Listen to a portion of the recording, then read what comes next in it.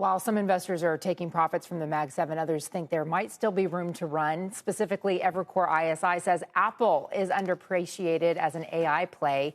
Amit Daryanani is the Senior Managing Director of Equity Research at Evercore ISI. Amit, good to see you.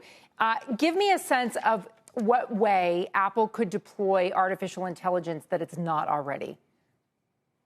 Yeah, listen, so I think there are two elements of what Apple could do with AI, right? One is, can they use their own large language models to make Siri, for example, what it was supposed to be a decade ago, like truly a virtual AI assistant that you can interact with voice, right? That would be kind of phenomenal. Can you improve iOS broadly using AI, right? So that would be one set of things I think Apple could do, and I think they'll do it this year.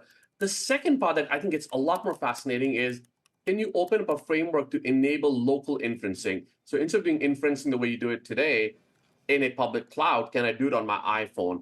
The advantage of that is it's faster, cheaper, more secure. Security will be important for data. That will be really fascinating. And this, to me, is the punchline for Apple.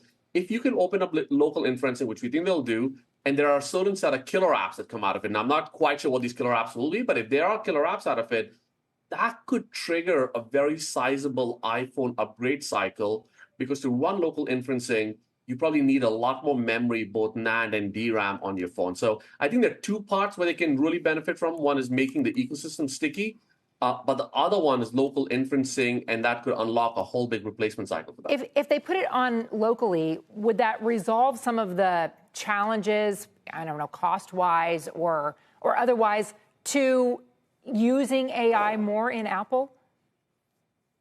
It would certainly make it a lot cheaper for everyone if you can run it locally, right? Because in that case, what happens, you don't need all the 9 billion or 9 parameters that are out there on a LLM, all of it at the same time. You might run a few hundred or a few thousand of them, but you'd run it on your local device. So it certainly would make it a lot cheaper for everyone, I would argue, to run local inferencing versus doing inferencing on the cloud the way it's being done right now.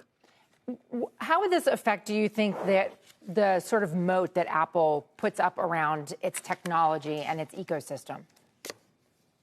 Yeah, if I go to can they really make Siri what I thought it was supposed to be a decade ago, right? A truly interactive virtual AI-enabled assistant, that would make the product a whole lot more stickier, right? So that would make iOS and Siri and iPhones more sticky.